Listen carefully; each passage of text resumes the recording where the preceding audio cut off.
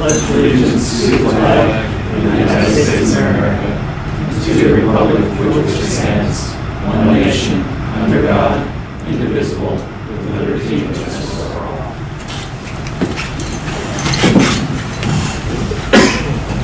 Would the board clerk please take the roll call? Director Arcata. Here. Director Johnson. Here. Director Maynard. Here. Director Mendoza is absent this evening. President Boggswater. Here.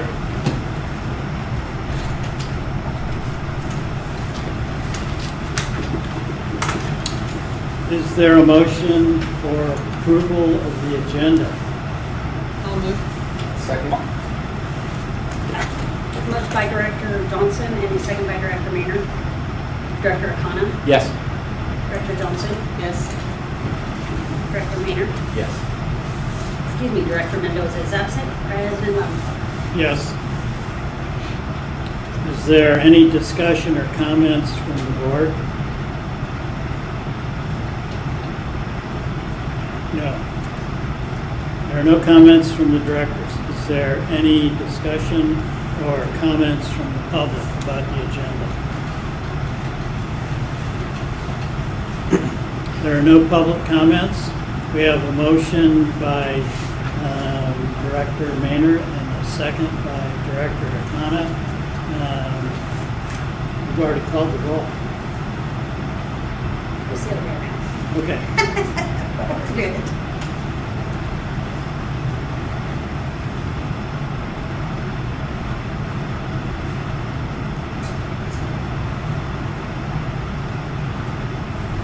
No further discussion or comments.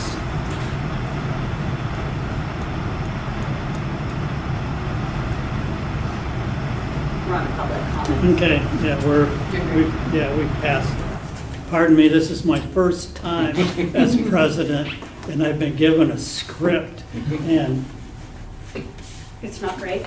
no, it is just fine. It's just that nobody's putting any comments in. So it's flying. We are flying through it. Public comments, association reports. Any person may address the district board on any subject pertaining to district business which is not listed on the agenda. This comment is provided by the Ralph M. Brown Open Meeting Act and may be limited to 3 minutes for any person addressing the board. Any request that requires board action may be set by the board for a future agenda or referred to staff. Before calling the public, I'll ask, does the senior management group have anything to report? None at this time. Hold on a second, mine's are for senior management. Okay.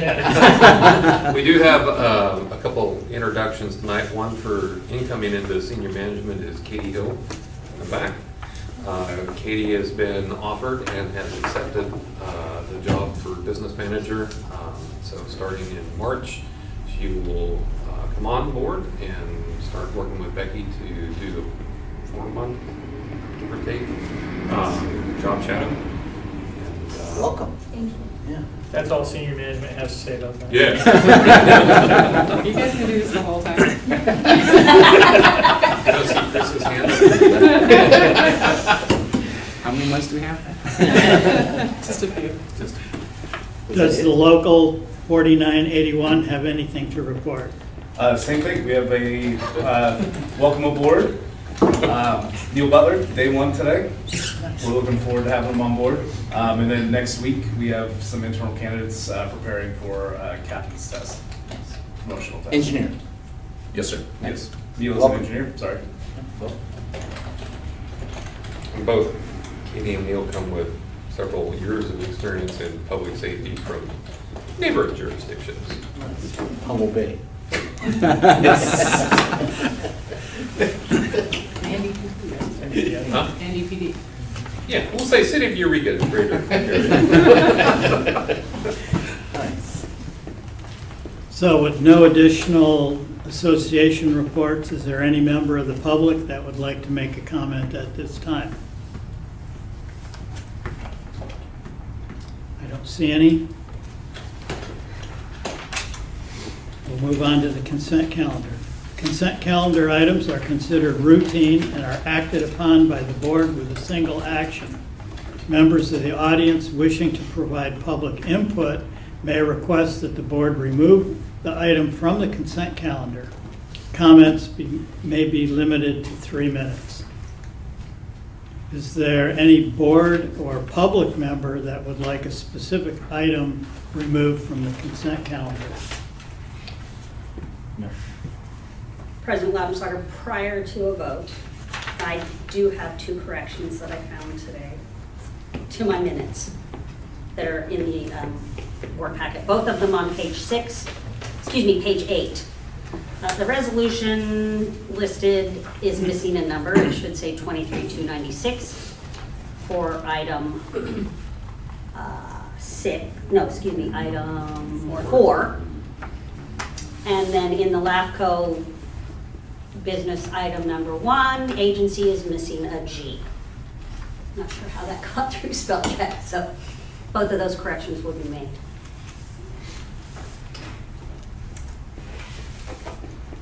Are there any more comments from the board? If not, I will entertain a motion and a second.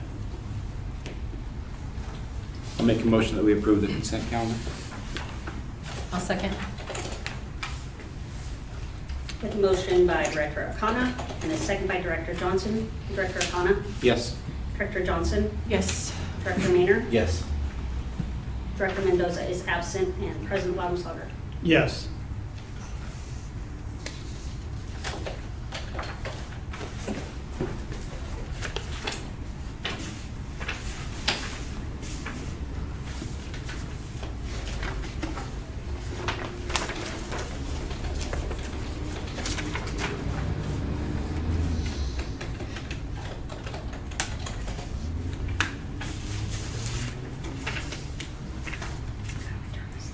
District business. Item 1, consider appeal for adjustment of special tax and benefit assessment. Is there a staff report? I believe so, and I'm going to turn it over to Brian. Thank you. Good evening. Good to see you all again. Tonight we have 2 petitions for an appeal of both the benefit assessment and special taxes applied to the particular property. Becky, if you go to the next slide. And so just as a matter of background, in 2006, the district established a benefit assessment. It's based on a unit of benefit that is applied to particular use categories. And in 2020, the voters approved Measure F, which is a special tax, and the tax is assigned at a level based on the particular taxable parcel's use category. As I mentioned, there are 2 petitions for adjustment of the benefit assessment and special tax. Each petitioner asserts that the district assigned an erroneous land use designation to the taxable parcel, resulting in a higher special tax or benefit assessment. Next slide. Resolution 21-233 provides the policies and governance over petitions. I won't go through this in detail, but I just want to highlight a couple of things. Each petition tonight is limited to the current fiscal year. Whatever the board decides will not prejudice a property owner from appealing next year's special tax, and it also won't bind the district to assign whatever benefit or whatever use category is assigned tonight to subsequent years. Next slide, please. At the hearing tonight, the board will consider the written appeal materials which are in the packet from the property owner, staff's report, and any oral comments by the property owner or representative that may be here tonight. The board can consider any relevant evidence and is not bound by any technical rules of the evidence. In the event the property owner is not present, the board shall consider the appeal based on the property owner's written submission. Next slide.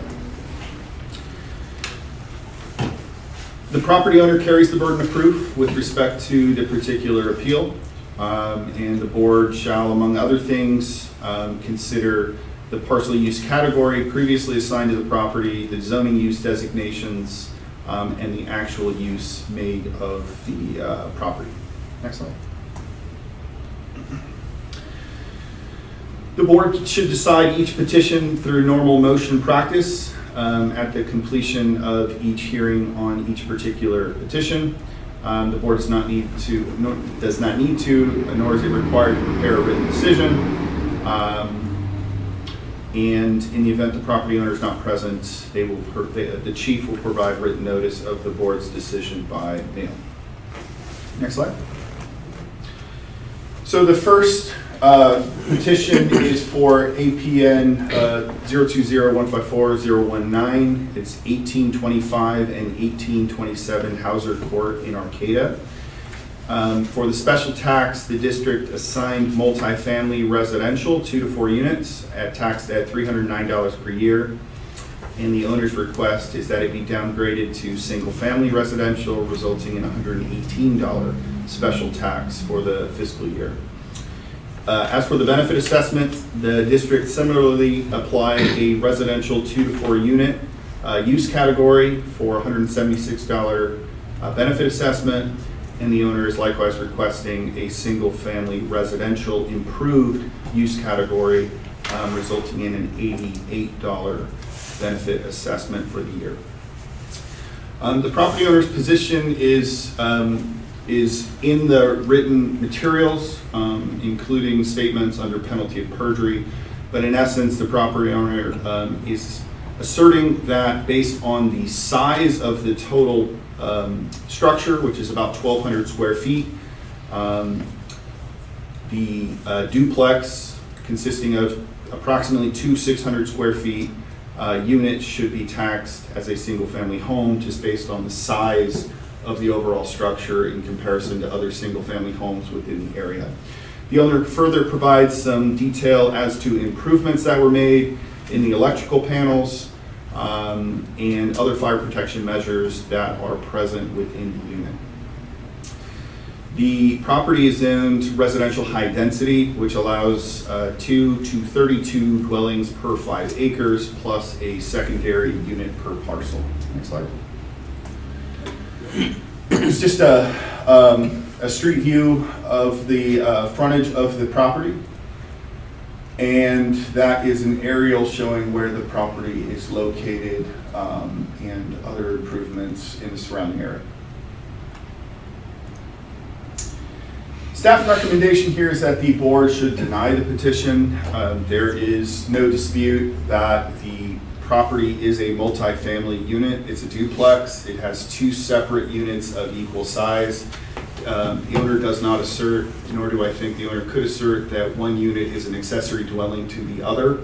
They are essentially 2 connected units, and they are small in size, but our tax isn't based on the relative size of the parcels or the units. It's based on the use category. It's zoned multifamily. It's used as a multifamily. They're separate mailing addresses, and they're equal in size. So it's staff's recommendation that the board deny the petition as to both the benefit assessment and this special tax. And sample motion language is on the screen.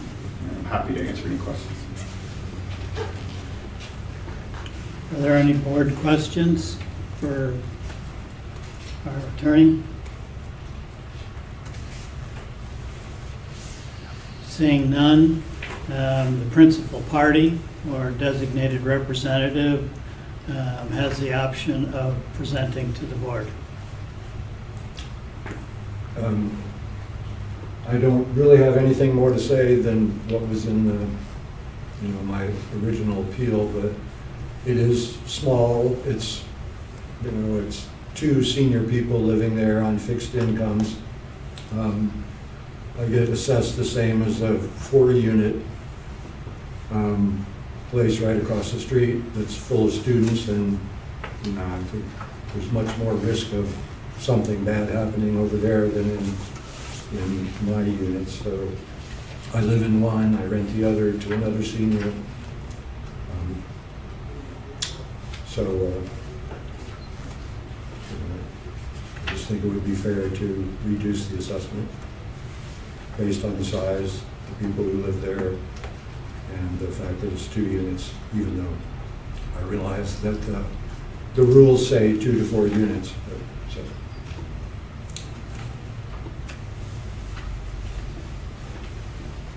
Are there any other public comments about this matter?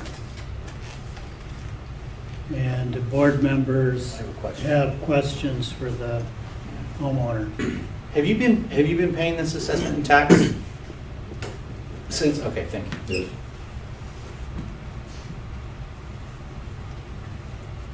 That's it for Do you have me. any questions?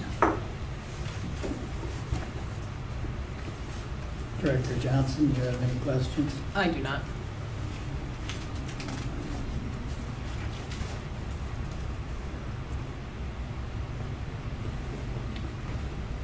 Okay, the time for public comment is closed, and the board will deliberate the matter.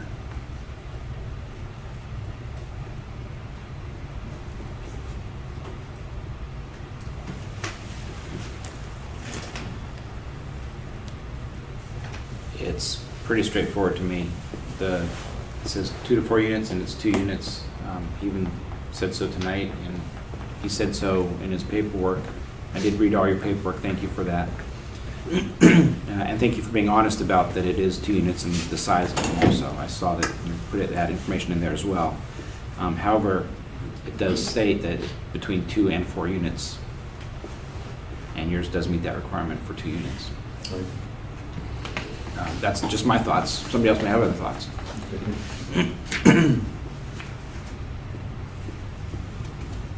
Director Johnson, Director Maynard? I'm good, thank you. Yeah, I agree with Brian's. Okay, I don't have any further questions or comments.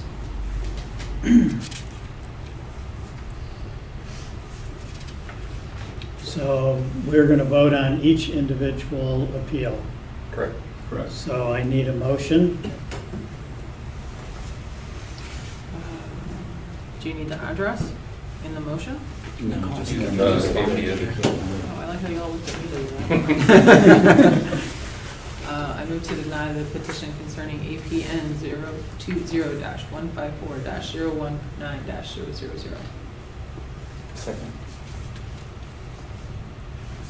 With a motion by Director Johnson and a second by Director Maynard. Excuse me, Director Arcata, Yes. Director Johnson, Yes. Director Maynard, Yes. Director Mendoza is absent, and President Louderslaw. Yes.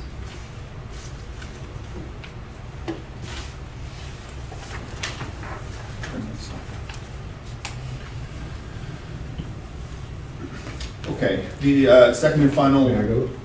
Thank you. Thank you. Thank you for coming. The second and final petition for tonight is concerning APN 503-322-058, 2490 Terrace Avenue in Arcata. This was taxed by the district as a single family at $118. The owner is requesting that it be downgraded to vacant unimproved at a $30 rate. As for the benefit assessment, it was taxed, or it was assessed as single family residential improved for an assessment amount of 88, and the owner is requesting a single-family vacant assessment of 22. The owner's position is that the property is vacant and unimproved without any structures. And after a visual confirmation of the fact that it is vacant and unimproved, staff recommends that the board grant the petition as to both the special tax and the benefit assessment, and sample language is on the screen.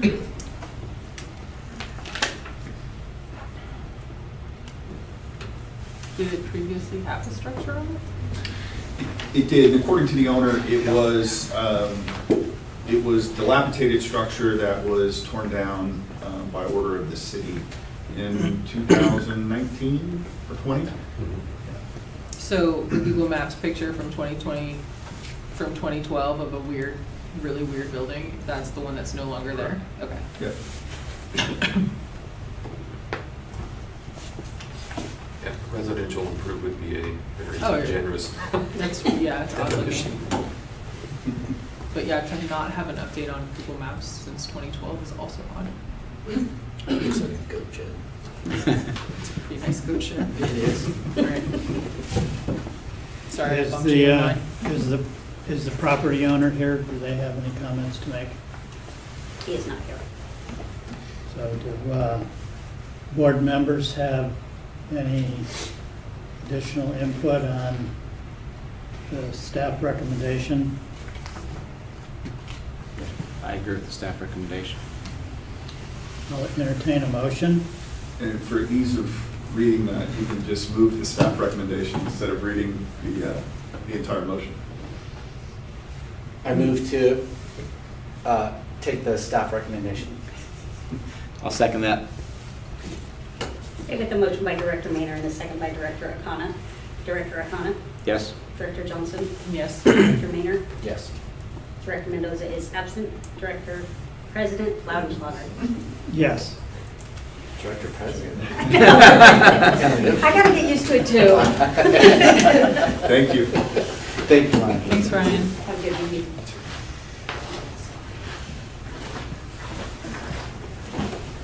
That's fastest. I can't believe. I know. Hear from our favorite. We did. Oh. Oh, on the deadline. District business item number 2, consider and provide staff direction as to the reinstatement of board member compensation. Is there a staff report? Staff report, yes, I did blame you, Director Maynard. I saw that. That's fine. Back- You were still president, and you That's still right. asked for this. No, that's fine. So there was a request to bring this topic of board member compensation up for discussion. And in the staff report, there's a brief history of our district board members used to receive $75 for their time and suffering of coming to board meetings. The district ran out of money, and the board decided to do their share and opted not to get paid. We passed our funding measure, and eventually the board reinstated their compensation. And yet again, in 20-something, we ran out of money, and the board suspended their compensation. So now that we've passed Major F and we've gotten all of our stuff taken care of, I would agree with President Mayer, this would be a good time to discuss the concept. If the board is interested, there's some questions that would have to be asked either of our attorney and our accountant. And if it is approved, this is perfect timing to get it into the budget for next fiscal year coming up in 5-6 months.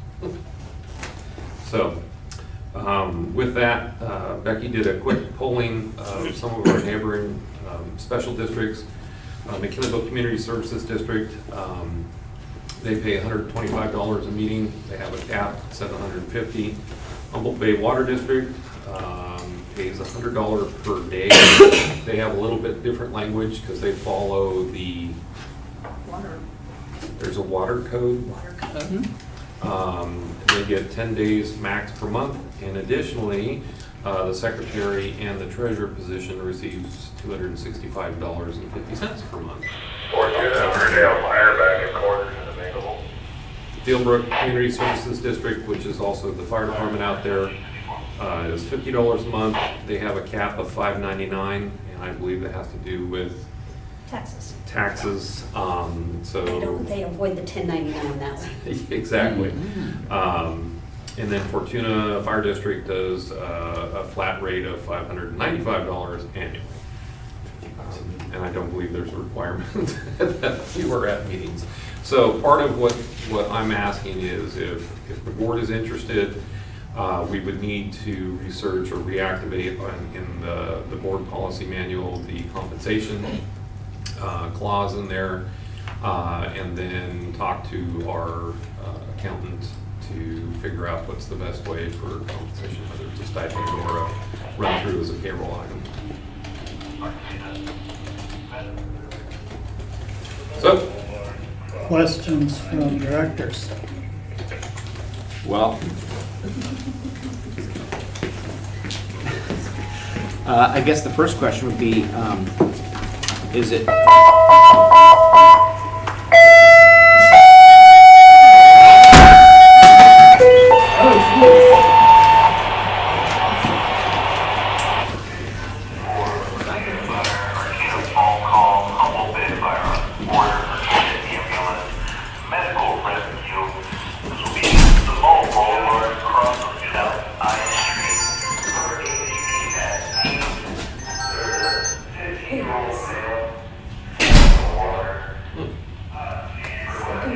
Somebody stuck in the water on the ice cream. Oh. Snow on the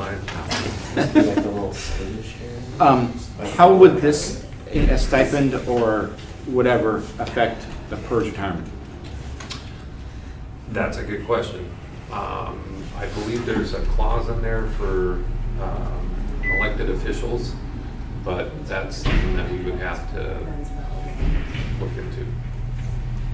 And my only other thought is, I would, and I have no accounting training or anything like that, but it seems to me like it'd be easier for the books and stuff if it was just a flat rate rather than per meeting or per something, either yearly or quarterly or whatever. It was paid out, when we originally did it, it was paid out quarterly, and then the second time it was reinstated, it was paid out twice a year. But again, these are all things that I think the first question is there interest in the board to pursue it? And if there is, then what I can do is come back with a few options that are been vetted by attorneys and accountants, so that we can have a little bit more. And CalPERS. I think there's for elected officials, you have kind of a wiggle room there. Freebie. Yeah. It does get reported though to the state controller, which means it shows up on Transparent California. At $120 meeting, Yeah. oh my gosh. If it's low enough, then I don't think it would affect it, but I just want to make sure that. Quit would- lowballing yourself, okay? So you're saying 120? I'm saying 125 with Micmac. Personally, we do a lot, and as someone who's been on this board for a long time without any compensation, I think 125 per meeting, given today's economy, is still a little low. I do have one thing to offer up as from Director Mendoza. He was not able to be here, but he had asked that I read his comment into the minutes, so if you wouldn't mind. Unfortunately, he says he cannot attend the meeting since new business item 2, board member compensation, is not an action item. I've written a few thoughts and would appreciate being included into the discussion. Generally, I am not in favor of citizen board members receiving financial compensation. However, I understand times change. It is often difficult for public agencies to fill qualified positions at all levels. There is an argument for helping directors with costs associated with performing duties, so I respect the reasons for bringing up this issue. At this point in time, it would be difficult for me to vote in favor of board members receiving monetary stipends. If the majority of the board wants to proceed with the issue, I will not argue the point. However, I would not accept the monthly payments for myself. Work for us? I'm with Nicole. So I think we should do it. And for me, the issue isn't so much the level of financial remuneration, and I would have to consider whether I would actually take it, because it doesn't affect my life very much. And I do this as a service commitment. But I do think that this board is a government body, and just like these other government entities, we stand for election. We're a legislative body. We have authority and responsibility, and we should be similarly compensated to city council and these other special districts. We're not just a street committee or a parks committee or some other auxiliary entity. So that's my view on it. And to answer your question, I don't know exactly how PERS would deal with this, but we're allowed 960 hours a year. And if you make it a stipend, that's 960 meetings a year, so you're good. But I think we can't make more than we made when we were working. But so, I think we're okay. there's some strange things there. So what I'm hearing is the four of you are in agreement that we'll bring something back with language for a updating the policy, and 125 to have parity with McKinleyville Community Services District. And we'll vet that through our legal and accounting. Sounds good.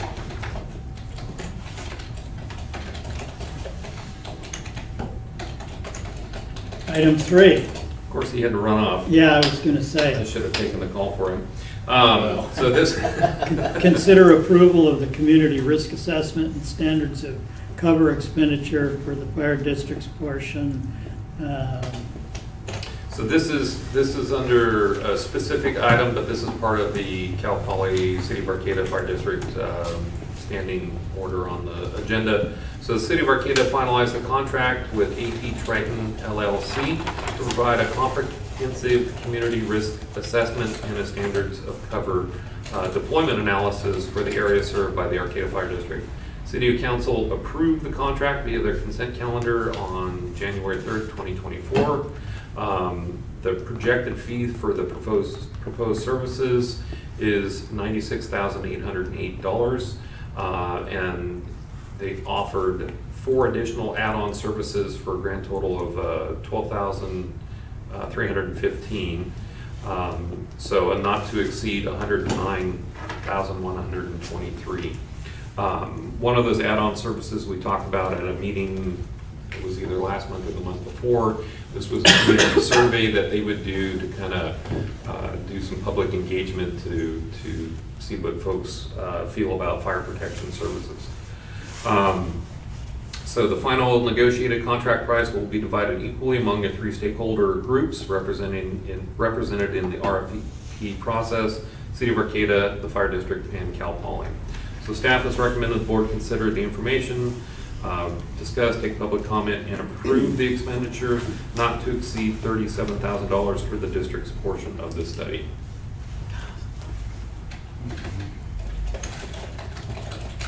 And just as a side note, the appropriation, additional appropriation would come from our contingency fund held at Cal Trust.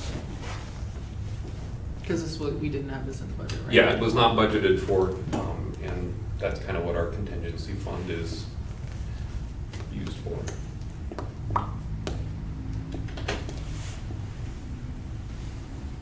And not to share ahead, but if you read through the rest of kind of the business items that we have in there, the standards of cover is kind of this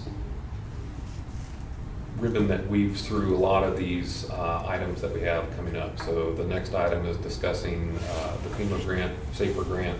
A standards of cover really plays into making our point for staffing. One of our committee topics is, the future fire station location concept, standard of cover. That's actually, Jason and I talked about it, that's a line item in there that they're looking at is, are your stations in the right locations? And as the community grows, where do you need to be putting them? So So this will cover our entire district?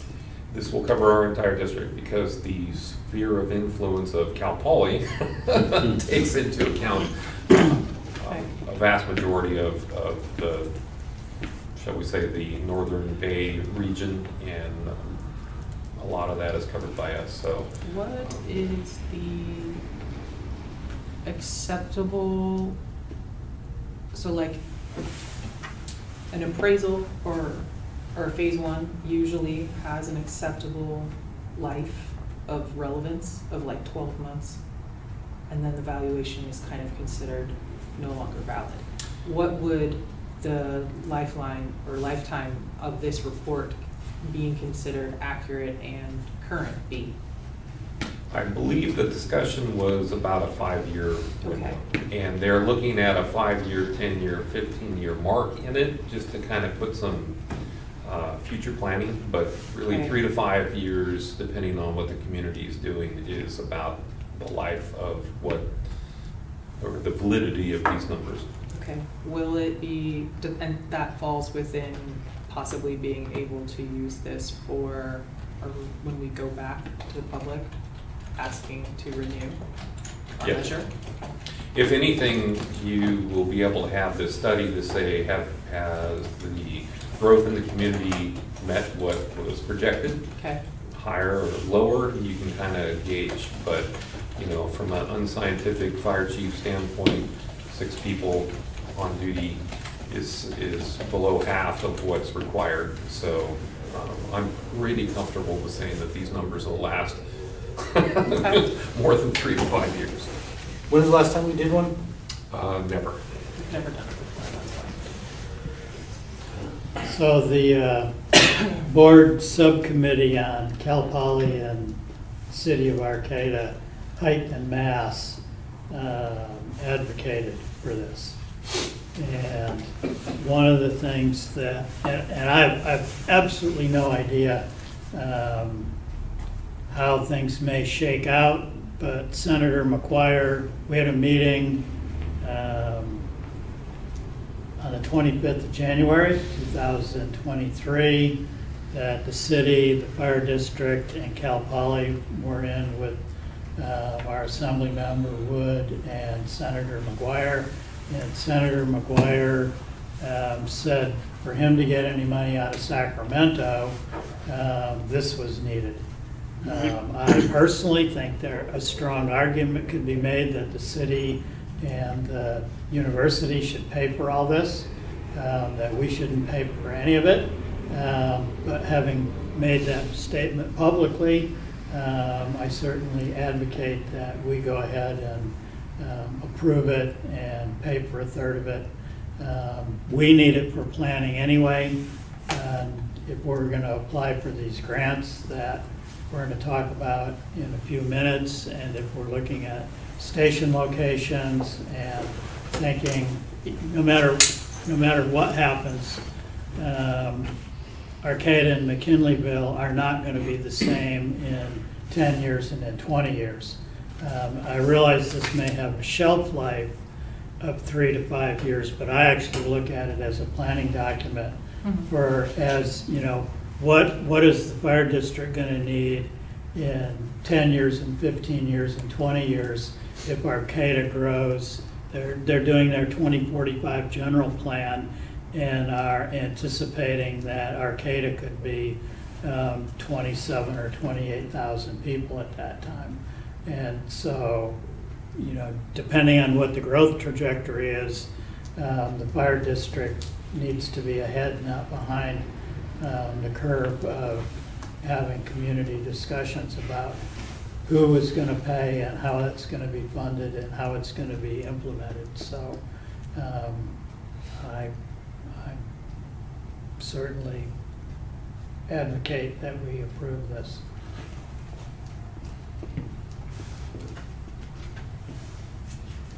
In reading, when I read through it, I was keying in on several things. One especially that the chief brought up was when it talks about task 2F, the facilities and apparatus of vehicles, but thinking in terms of our the fire station committee and what information they'd be able to help provide us with. So I'm in support of this as well. So where was the discussion that it was an even split between the 3 entities? Was that what you guys had at that meeting? That was a facilitation between McGuire's office and when we met up. We had our original meeting with Randy and Eric and Chris and myself, and then when we had our get together with Cal Poly, we more or less agreed that we would come back to the table and split this in a 3-way, which was, I think we made that offer back when we first met with Cal Poly up there, just their team on the standards it covered, and it got ignored. So. Is that before or after they canceled our contract? Oh, Well, Yeah, I mean, I'm totally in support of the study. I'm not very happy about the 3-way split between one fully funded, very large entity that has a huge, ginormous budget compared to us, and then also the city of Arcata. You know, granted that we're the much smaller entity with the much tighter restrictions on where we can and do generate our budgetary line items from. If an even split seems a little unfair, but I'm not gonna hold up the process over it. The other element for me is that this gives us an equal seat at the table for for setting all this up. We had an equal seat at the table. And Randy a couple times said, we need to do this on our own.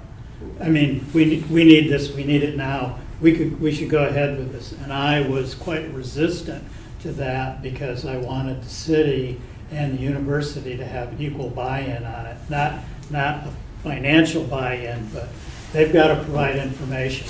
They've got to provide all of their information on what their building is going to build out is going to look like and their projection on students. And the city has to provide their growth models for the city growth and building heightened mass that they're anticipating, because that's essentially what they're going to do, is tell us how many firefighters, and they're going to evaluate the mutual aid that we have and how that works.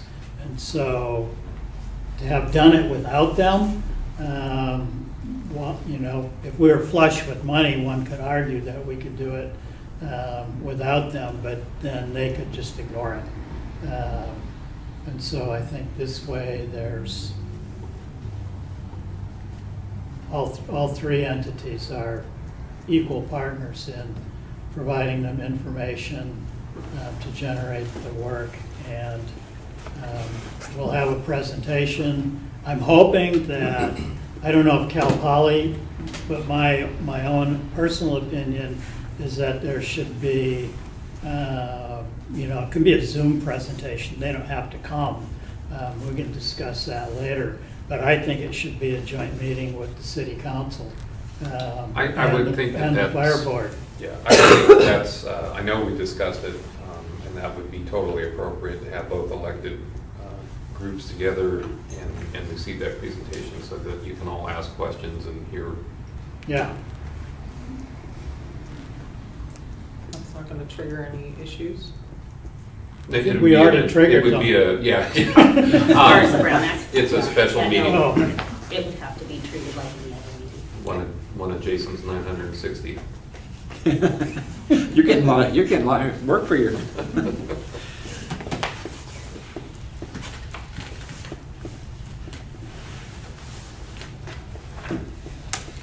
So we need We have a motion. Need a motion. I'll make a motion that we approve the expenditure for the standard of cover analysis not to exceed $37,000 for the district's portion of the study. Second. With a motion by Director Arcata and a second by Director Maynard. Director Arcata? Yes. Director Johnson? Yes. Director Maynard? Yes. Director Mendoza is absent. President Cloudwater? Yes.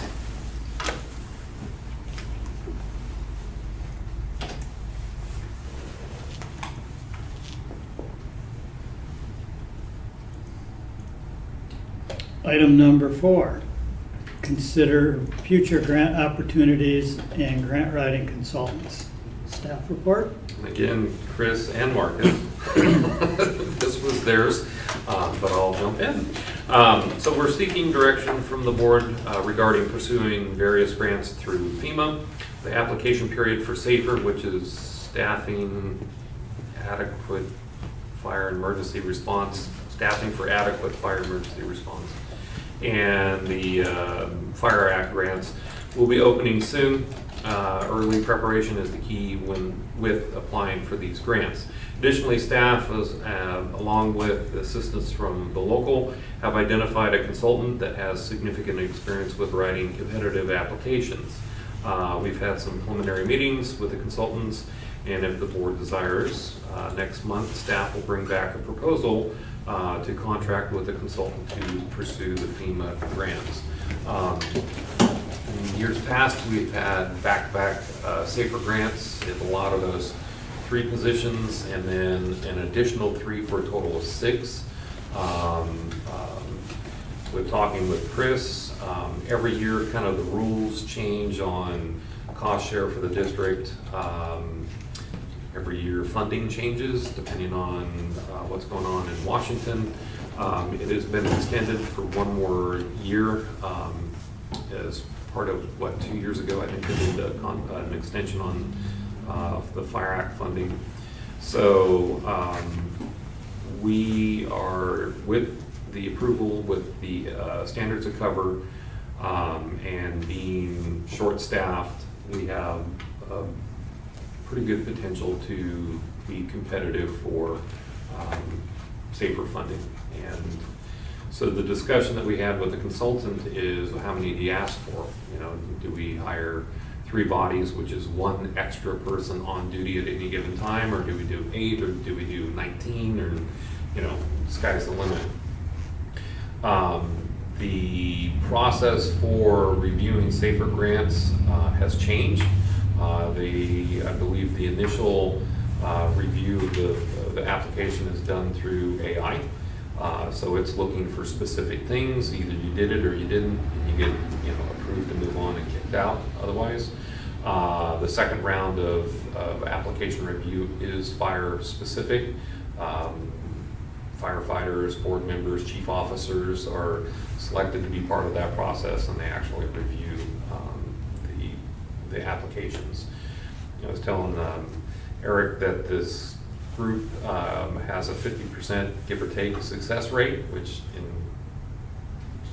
is not so good when you think of it as 50%. That's like an F in school, but in the federal grant system, 50% success rate is actually really, really well for getting safer funding or Fire Act funding. Fire Act is for equipment, safer is for people. There's another one out there for prevention. But I think our big focus is looking at what's it take to do the safer. Can we tie it so that we can get staffing on board? And then we'd be back to the public to say, hey, we kickstarted something with the federal grant. Can we, you know, continue it with increasing tax or benefit assessment or something like that? So back to the point, before we really start pursuing this, is this something that the board's even interested in doing, pursuing the federal grants? And if you are, both Chris and I believe that it would be money well spent, and we're talking probably $6,500. We'll know more if you guys are interested in it, in hiring that consultant to really nail the application and get that submitted in there. So if this is something of interest, much like the board compensation, I'm looking for direction. We'll bring back something formal with a potential for a contract with a consultant for this process. I got 2 questions. You've done the safer grants before. Mm-hmm. It's been a net positive experience. We hired some really good employees, and we kept them for 3 years until we didn't have any money.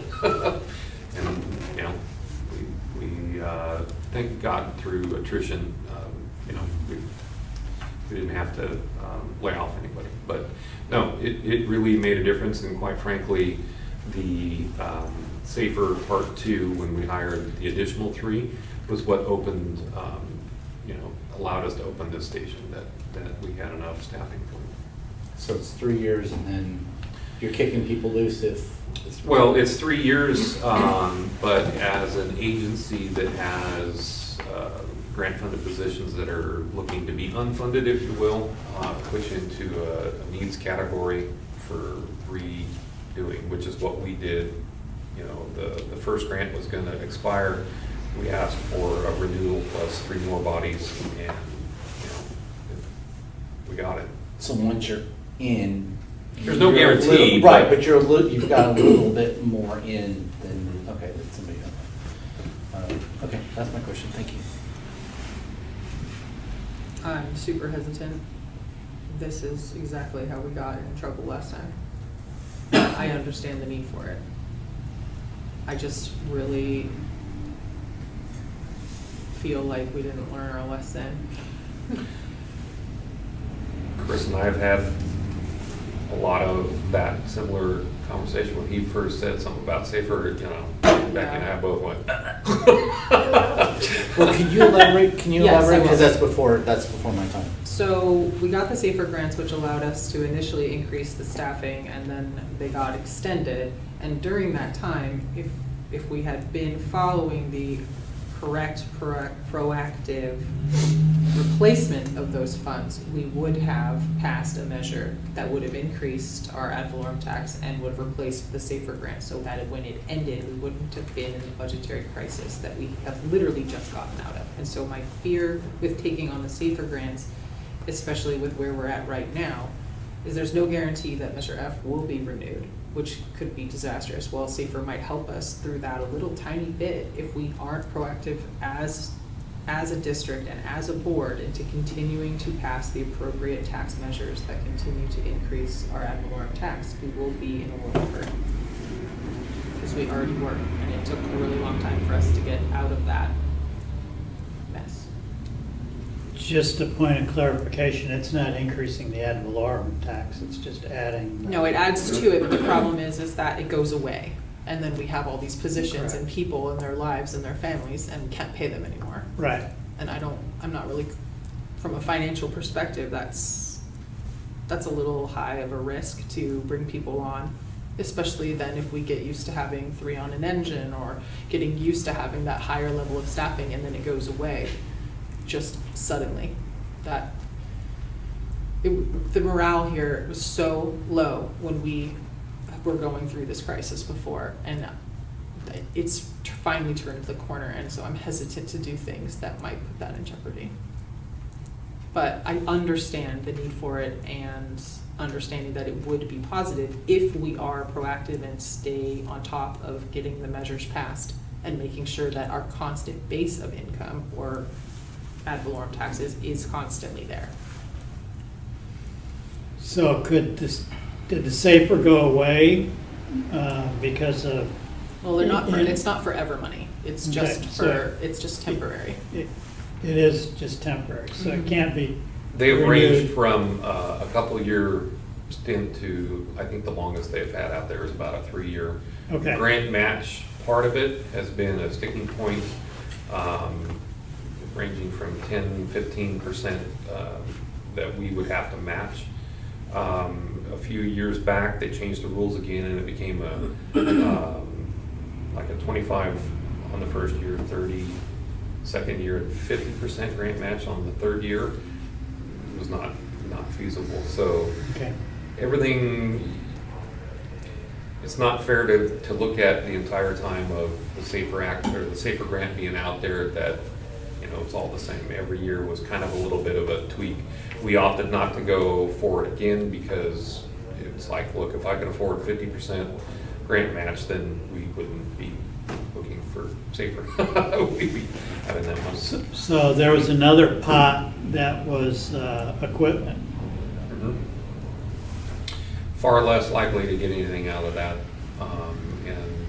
Years ago, they were funding fire engines. Our last success with a Fire Act equipment was the countywide radio system upgrade. And what scores you higher in that is a regional, multiple agency expense. They can really get behind that. It's not just a single, us going, hey, we want a fire engine. We would have to be replacing something that is a 1990s vintage, not 2007 vintage. That's vintage.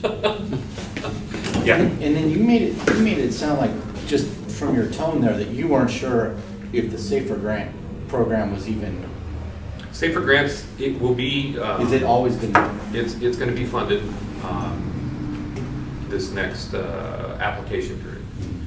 Beyond 2024, it is not in the appropriations. So At all? whatever, yet. It doesn't necessarily be there. Right, but has that Whatever's happened funded before? is funded. They have had a few contentious times of, you know, it's gonna sunset. It gets reduced, it gets extended, but so far, it has not gone away. It's kind of like how they're gonna shut the government down all the time, but it never actually happens. Are they going to be asking for matching funds again? Yes, How much? depends on how much you're requesting, and it has to do with a population served. Can you give kind of a, It likely will be 10 or 15%. and how much would the grant that we would be theoretically writing, how much would it be, how much? Depends would- on how many people. And, you know, you're talking, But it's millions. oh yeah, yeah, the last one we received was, I believe, what, 2 million? I want to say it was 2 million for the 3-year. So just in theory, if we did want to do this, could we foot a $200,000 plus bill to match? I mean, that seems like we need to figure that out first. Why are we even talking about it? I think there's ways that we could leverage this grant with going through the Area Foundation for some of the stuff that they have out there. We do have, right now we're beefing up our vehicle replacement, our contingency fund, and our PERS contingency. Those were earmarked for 5 years to build them up. And you've got probably close to $600,000 that have been diverted into those accounts that will be freed up eventually. So yes, there is money out there, but I think you're on the right track. We have to be sensible. You know, it's not like you can afford 50 employees and strings that are attached to that level of hiring. And then my last question is you know, it's only a 3-year program. When would we, I mean, because I'm assuming if you got 3 years, you would ask for the subsequent next 3 years or whatever in another grant. Mhm. When would you put that, do you put that, that grant application in year 2 of the first one or year 3.5? I mean, you know what I mean? So how does that smooth out? Or that you There's know that a- you're not gonna get it, so you can start There's a figuring out. sequencing in there that I can't answer off the top of my head, but it would be, you know that this is gonna run out, we'll say in 2027, so you're looking at 2026, putting the application in so that it doesn't It's smooth. stop. Yeah, And that you know if you didn't get it or not, that you correct. have to start. Can't repeat that. Okay. Thank you. Those are my questions. I share Director Johnson's concern about using grant funds to fill positions. I also concern with, one of the things that we need to do sooner than later is look at both the benefit assessment and the Measure F and figure out what we're gonna ask for and sequencing the dates of when the elections come up and how we can ask for it. There's details there that I don't have a good handle on. But I did some calculations a couple months ago about how far we are behind on our benefit assessment, the $88. If that was done in 2006, and if it was right now, my $88 that I pay for my house would be $136 or something like that. And my concern is that no matter what we do, we need to ask for an increase for inflation. And I personally, my thinking right now is a priority would be asking for an increase for inflation and then putting in an inflation factor into the assessment so that it could go up to a 2% a year or something. So it didn't fall so far behind, because we're losing ground each year on that. What concerns me is that we would use a safer grant to hire more people, and then we would actually need the inflation adjustment just to pay for our current 7 staff members. And then we're gonna tag on an additional component for that for 3 more people or 9 more, whatever it is. And the public reaction to that is, makes me nervous.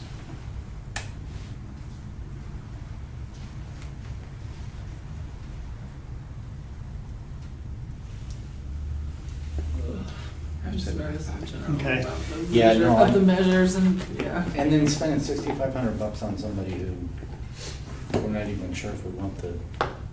Yeah, I don't have a problem with moving forward with, discussing, what is it that we're doing here?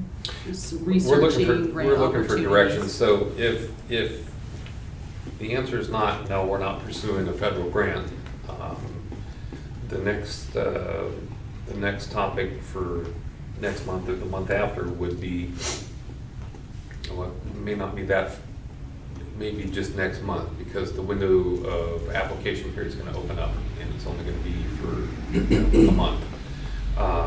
So what would be presented next month is the contract for the consultant.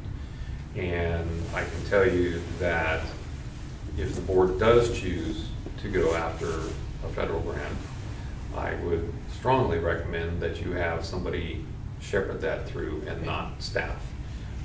It is horribly time consuming, and given the next 6 months of transition that we're going to be doing, managing a federal grant is not in the cards. Maybe down the road, different story, but writing it and getting it through, that's what these people do best. And again, if you're competing with AI to get through the first, I'd rather have somebody that understands what they're up against. So I guess back to the point, if this is not a hard no, then Chris will be back next month with a proposal from, and Marcus, because both of them have been meeting with the consultant, and they can have a little bit better understanding on what we would be asking for. And again, it could be as many as 3 bodies up to 20. It just really depends on what the board is going to feel comfortable with signing off that there's no guarantee, but this is what we want. And as Chris and I were joking about, God forbid we hire 20 people, where are we going to find 20 people? We did ask the question through the consultant. FEMA does allow for paying a recruit to go through Fire Academy, much like the police departments have been doing, paying recruits to go through police academies. There are options out there, not just hiring laterals, but true entry-level positions. Is there, if you ask for 10 or whatever number you ask for, but you're only able to fill like 7, is there a penalty? No, all the feds are asking for is to keep be open and honest, and that's what we did with the last grants. That as we lost people, we didn't spend the money. We asked for extensions. They gave us extensions. Same thing. If we asked for 10 positions and we could only hire 5, we'd send them a note saying, "Here's what we did. We're not going to be able to spend it all." And they have no issues with, as long as you ask permission, they grant permission, then it passes the audit afterwards.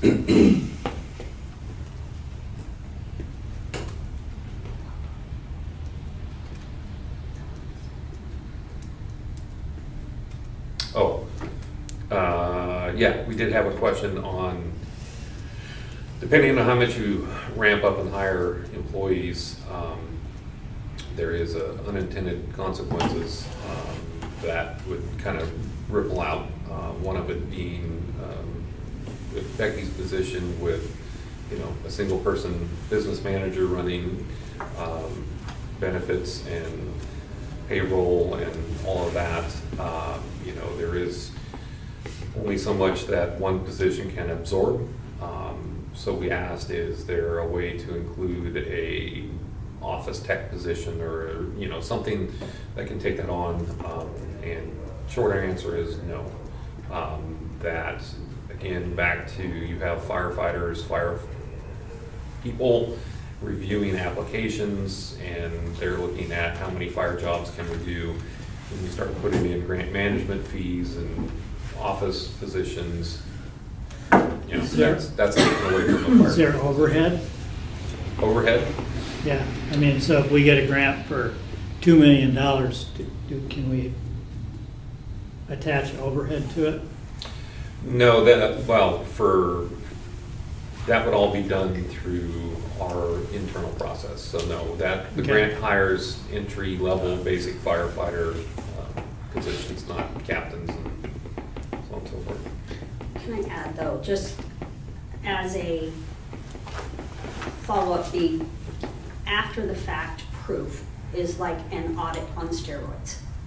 So when they want proof of how we're spending our money and proof that it is absolutely paying this position and it is absolutely doing this at this station or whatever, all of that has to be paper documentation that we are just now getting rid of from the 2006 SAFER grant in binders this thick. So everything, although we're really good at scanning now, everything still has to come out. Somebody's got to do the research. Somebody's got to do the photocopying. Those are just, I know it seems minor, but it's definitely not something. We had a full-time person that did it when I got hired. So it did not affect my job in the least. I couldn't do it now.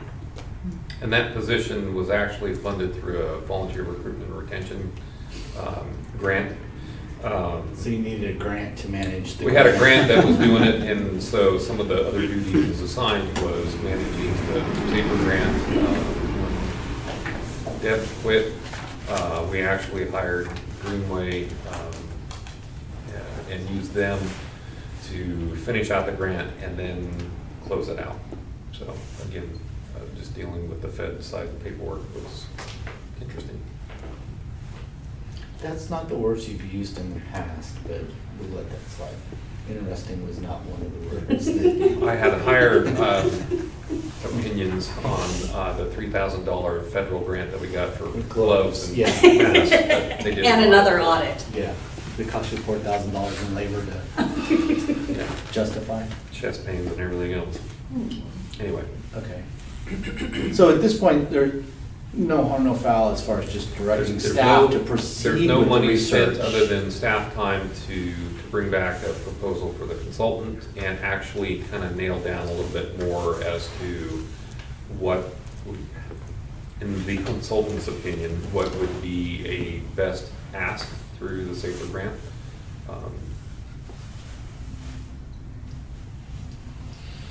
Okay, thank you. Do we need a motion? Motion, I know, I just need No, it's just a direction. direction, thumbs up. If it's, Well, I think you're hearing all of our anxiety about using soft money to add staff without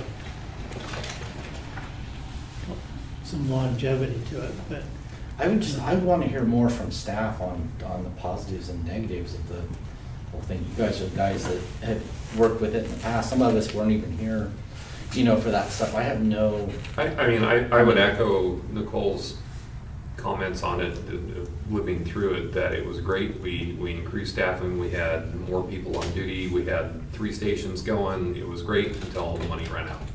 Then it was And terrible. then it was terrifying. Yeah.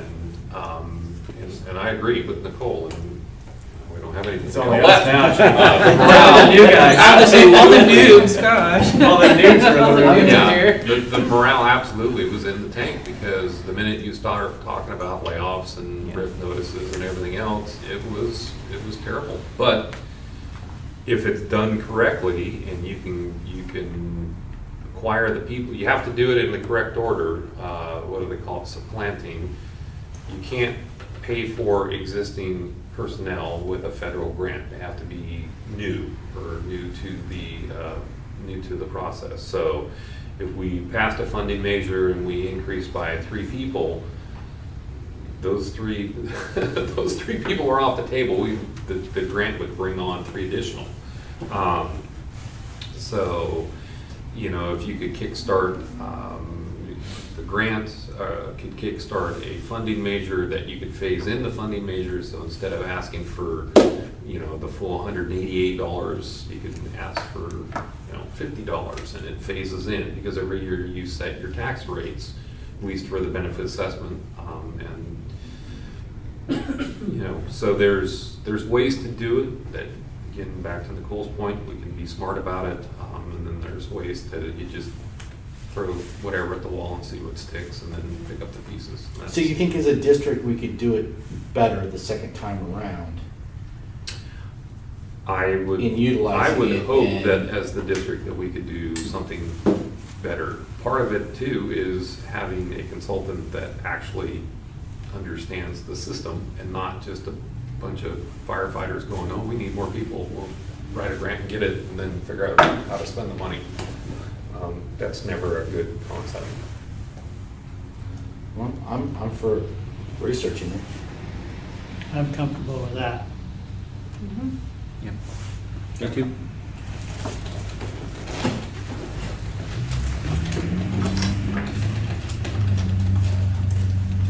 Correspondence and communications.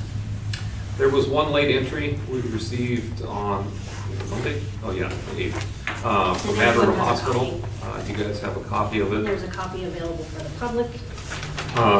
It's not on the agenda, but it was one of those items that I felt that I knew Mad River's seismic upgrades have always been kind of out there, and for those that are in the public, we received a letter from Mad River Hospital that says that the 2030 seismic requirements for healthcare facilities, they are not going to be able to, essentially not be able to meet due to financial reasons. It's too much money for them.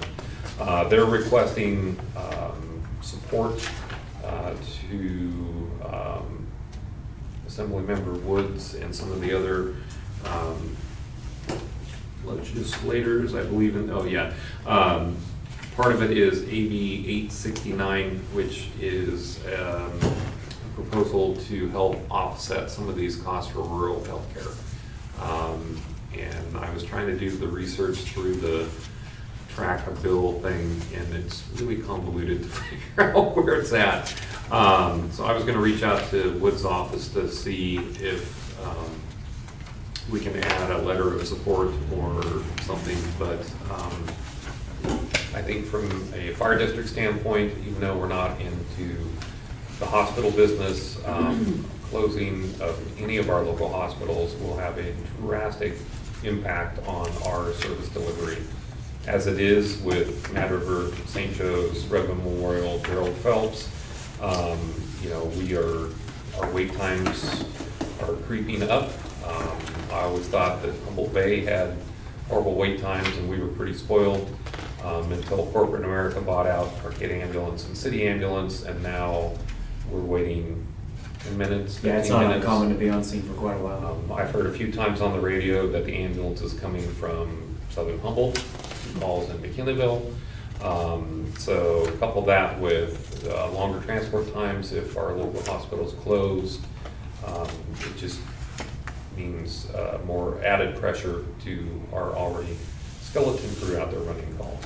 So again, I think it's important, and if I find that we can do something to help support Mad River Hospital with a letter or something, I'll bring it back for board action, but I want to get this on your guys' radar. Because I'd also like to see their financials and make sure they're not just, Yeah. it's great, but if there's an earthquake and the hospital falls down, then we've got no hospital. Did they send these letters to Keller? I don't know who, well, the 4 entities listed, I believe was it, but I don't know about Okay.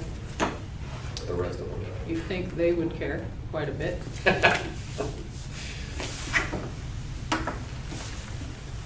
So you are gonna research this some more and put it as an agenda item with your recommendation to us? If there's something that, yeah, that we can offer up as a support, I will bring it back. But right now, it's advisory. The hospital just changed hands? It's a private entity, yes? Yeah, American Hospital Corp. Yeah, so. Did they sell it, or did they just acquire it, or was it? I don't think it's a done deal, but they are in process, and I don't know if all of a sudden this thing comes out and their process doesn't happen, but I forget, this- somebody out of South California. Somebody would have noticed this in their due diligence on acquisition, but I just don't think you're gonna be able to get their financials and stuff. Yeah. Yeah. Yeah. They're not government. Yeah, they don't have. And the interesting part, the They don't have to reference disclose they won't. to Gerald Phelps and Redwood Memorial, all three of these hospitals, yes, they're rural, and they all are different. Matter River is a private corporation. St. Joseph's owns Redwood Memorial, they're part of the nonprofit. And I believe Gerald Phelps is part of the Southern Humboldt, they're a special district, healthcare district. A little of each in that mix. But as a comparison, Open Doors, building new facilities and meeting the community needs, so it's kind of an interesting counter. Of, oh no, we haven't been keeping up with our maintenance. It's a beautiful building too. And now it's a problem. Yeah, that makes me. Oh, the new one? Hmm? The new one? Yeah, and send you guys stop by. Committee reports? Anything from the fire station committee? Neither on the fire station committee or the ABFA relations committee. And we don't have anything on the budget committee, although there was an email and it might have gotten lost. So the budget committee, you two were sent drafts of the mid-year budget revision We need to areas. set a meeting, yes? We haven't set a meeting because I still have no idea what our account registers are from Okay. the county. We don't post until the 31st of this month, so I can ask for them Okay. on the 1st.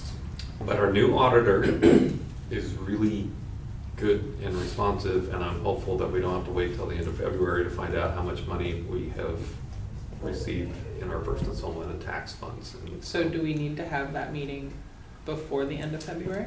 if you guys are available, we can set something up for the beginning of February so that we can at least look at it, you know? I'm not here at the beginning of February, but I will be back in the middle of February. Mid-February, perfect, we can do That'll be that. after the board meeting, the board meeting Go is for the it. 13th. Yeah. We're going for, I'll be to go down to the base, so we have days. So when will you be here, Nicole? I won't be home until after the 13th, so it would be after then. But I also have new people coming on and like trainings and things, so it'll have to be a later afternoon thing. Okay. Yeah, that's not a problem. Could we do it the week of the 19th? We get the 19th. 23rd? Would- Does that work for you? Yes, I just Of don't. January? No, February. No, February. Oh. I just don't know when the people are coming on, and I believe that is also President's Week, which means you might also get to hang out with my tiny people. That's fine, I like tiny people. That would be the best week for me, I'm here that week. Which one? The 19th, President's Week, 19th through the 23rd. For the exact reasons that Nicole has just mentioned, I do not go skiing President's Week. And Chief, you won't need Emmons for that, right? That's our NFA 2-week. Yeah, he'll play catch up. Yeah. No, we did the vacation during that week last year, and it was, for time, it was expensive and so crowded. Yeah. Okay, so Yep. we'll have, our mid-year budget will be slightly askew off of mid-year, but really We can't, our mid-year budget revisions, we can adjust our expense sides, but without knowing what the county collects. So for those that don't understand what we're discussing, our ad valorem, our tax revenues, from July 1st to essentially January 31st, we run off of our savings. So in the meantime, the county is collecting the ad valorem, your property tax, and they're putting it into their bank account, and they don't tell us what they've collected until the end of January. At the end of January, we get a 50% lump sum installment from tax revenues. And so simple math, I can figure out real quick whether our projections were on or off. And so if our 50% revenues comes in higher than we anticipate, we can adjust our revenues to help cover some of the overages on expenses. History, our past auditor's office was extremely late with getting that information out, and it was extremely inaccurate. But since the elections, the auditor's office is much more responsive and has a better handle on our revenue. So hopefully we can get that information, and then we'll have our budget recalculation at the March meeting. Just in time to start planning for fiscal year 24-25. Okay, the fire chief's monthly report. Save your person, or? Yeah, we should probably be doing some rescues. Such as that. There's a story there.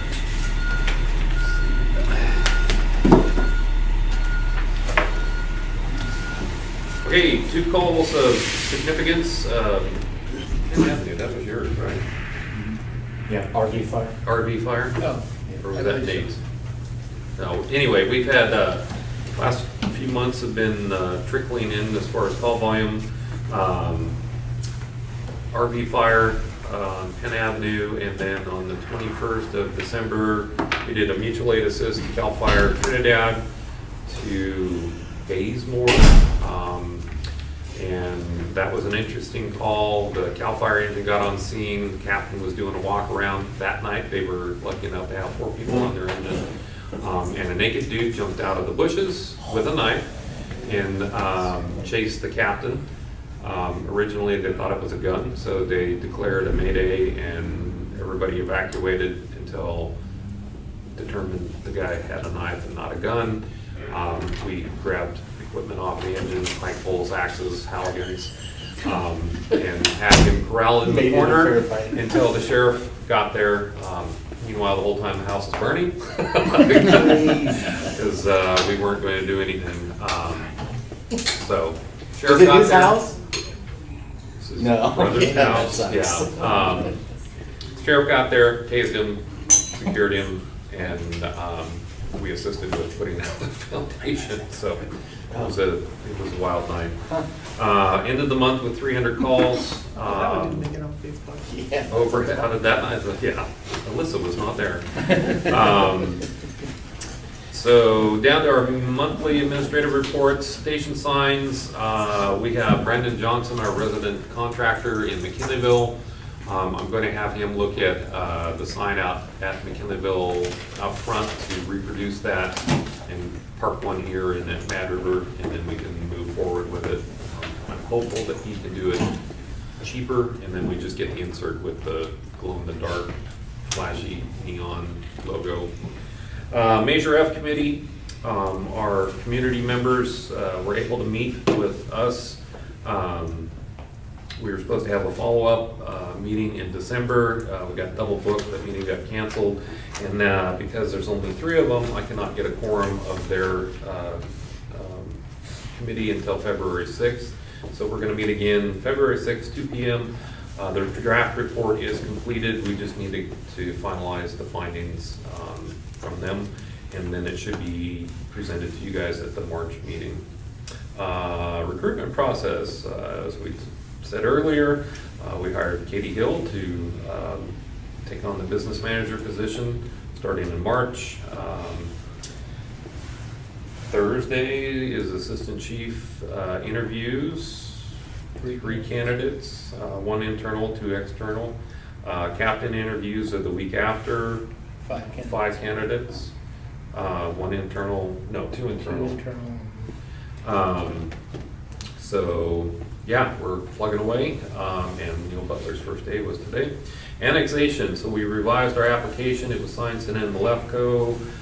They're going to process the application. They will also notify the county regarding the property tax exchange agreement so that they can start processing that. LAFCO will be sending notices out to the property owners and registered voters in mid to late February in advance of the March 20 LAFCO meeting, or the hearing that they would be doing. Alyssa has been working on a FAQ page on our website, and once LAFCO has their webpage built, we'll link it up, but the goal is to start putting that information out there from Randy's request of a robust advertising of it. And then when we get a little bit closer to having the hearing, I'll work with our logistics team to have them go out and pepper the neighborhood. Well, it's not really a neighborhood, but the community out there with some flyers, making sure folks know that they can call LAFCO or the district office to talk about the annexation. We've already discussed the mid-year budget review. The last thing I have, I forgot to put it in there, I'm going to be out of the district / country. So Chris will be acting chief from January 26th to February 4th. What could go wrong, right? You have our monthly hours as far as hours worked and training highlights. On the hours worked, I'll give you a heads up. We have 2 employees out on medium term injury recovery. So as typical, as we got 1 foot forward, we hired Neil, and we take 1 step back with losing an employee out on injury. So we've got juggling. We may have a couple holes to fill, so you should see maybe in the definitely next month and the month after an increase in some of the overtime costs, but we're just, again, plugging holes. As far as plugging holes, we have, 3 engines that have had air leaks. In fact, they called tonight, it's done. Did you say 3 engines? 3 engines. How many engines do we have? 3. 4. Just checking. The water tender's out of service right now. It has a drastic air leak, and the brake retarder system is not working. So hopefully, no, that goes in tomorrow, right? No, it went in today. Went in today. Everything's going. What day of the week is it? So that's, yeah. Second Monday. Water tender's in, so hopefully they'll be able to fix it. Hopefully it's something like a switch or something and not anything catastrophic. And I think that was it. Oh, do you want to talk about your group training that's coming up? Oh, yeah, so today, our 4th person, there are 4 of us going back to National Fire Academy in February 16th, 17th, for a 2-week class for command and control of natural and man-made disasters. It's essentially a functional EOC, and it starts out building up with smaller incidents until it culminates with like a large hurricane or large-scale flood or something like that. So we've got myself, 2 captains, and an engineer going back. So it'll give us some depth on the EOC types of incidents and operations, which also plays into something we've been working with Humboldt County OES to establish a MOU with them so that when our people get trained, that's how that's fun. When our people get trained, we can go fill roles in the EOC, Emergency Operations Center, sorry, the Emergency Operations Center at the county, if it's an incident that's not impacting us, for instance. So like specifically, we talked about the Twin Trees incident where the 2 young girls were missing in southern Humboldt a few years ago. They could, our folks could fill in those roles in the EOS, the Emergency Operations Center, and help do things there, so. Okay. That's Maryland? Maryland. Enjoy that lovely weather back there. Yeah, it's already got inches of snow. I got a beanie. Any more Director matters. Nothing for me. I'm not gonna be here next meeting, but other than that, no. Okay, I just have one question, back on the recruitment process. So we're filling an assistant chief soon, and then are we gonna fill another one once you're Filling- gone? Are we gonna Provided we have 2 quality candidates that make it through the process, we're gonna hire 2 Assistant chiefs. 2 assistant chiefs. And depending on who gets hired, there may be further promotional opportunities within the captain position, so that's why we're running back-to-back recruitments to. But the intention is that a year from now, we would have a chief and 2 assistants. The intention is 5 months and 28 days, give or Right, take. well, Have but who's counting? 2 assistant chiefs and a chief. That's How many hours? True. Okay. A year from now. I just will remind all of us that renewals and upgrades on the benefit assessment and Measure F are needed, and we need to do that sooner than later. Because we need to have a strategy soon about what we're gonna ask for and when we're gonna ask for it.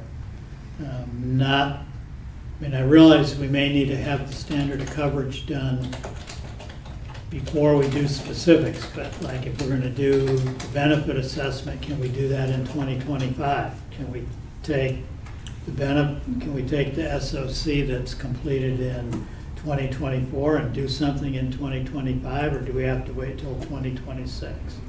And, do we wanna do Measure F in 2026 so that we can redo it in 2028 if it doesn't fly the first time? These are the kinds of thoughts that keep me up part of the time. Well, the benefit assessment, we have to pay some kind of sizable fee, right? So the benefit assessment is one of those where you have to have an engineering study. Yeah, that's it. And so essentially you hire a firm that does the study that justifies the increased value of the fire protection services. And then it's a 50. Currently, It's not the 2/3, it's the 51%. 50 plus 1 of the weighted ballots that are returned. Yes. So back to the discussion of, 4 units of benefit for this single-family resident, that's what equates to a weighted ballot. So 1 signature on the ballot, it's counted as essentially as 4 votes. But it's not necessarily the same as like going in the general election. We can do that anytime. The benefit That's assessment different. is a mail out Yeah, it's at not any the same. time. We can do that. The timing- measures go for the general, or we can Okay. opt for the special, Yeah. which is Okay. different. But the benefit assessment is just what gets mailed out and whoever signs it and returns it. So one of my thoughts has been to attach sooner than later the cost of 4, 5, 6, and 7-story apartment buildings to the benefit assessment, because we could do that now, and we don't have any owners of any of those yet. And so it'd be buried in the whole benefit assessment, but developers would get to see how much they were gonna have to pay for fire service. And even though that benefit assessment was passed in '06, that whole engineering study was based off of the early '90s concept. So that the whole structure of 10+ apartment units, we didn't have what we have currently, and nowhere were we even thinking of, you know, the buildings downtown. Everybody thought the Jacoby Storehouse was it, and the HSU library. So the benefit assessment is one that really needs to be adjusted to account for what this community has morphed into over the past 20 some odd years. And we have to have an engineering study. And honestly, that's what it's gonna take to even kind of get justification for larger mass buildings or bigger square footage, things like that. And do we need to have the SOC done before we start that? The SOC is going to show you as far as staffing count, how many you need, but I think that if you're looking at tackling the benefit assessment, you probably ought to start heading down that path sooner, so that you can plug in the numbers of what, you know, how many positions you're looking at increasing, or what the cost of living adjustment is that you want to use for it.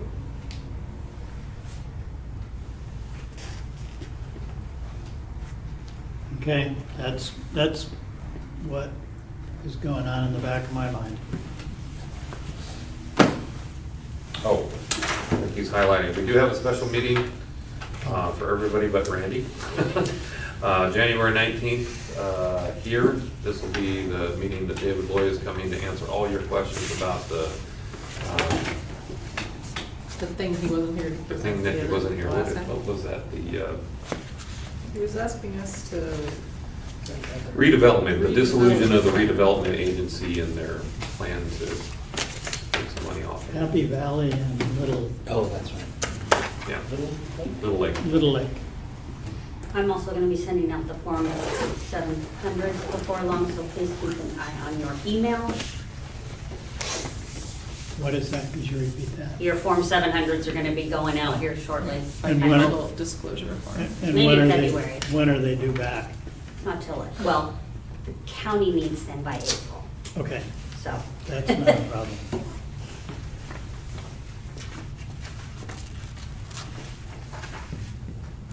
Got called the question. Okay, are we adjourned? Sure, I motion to adjourn. Second.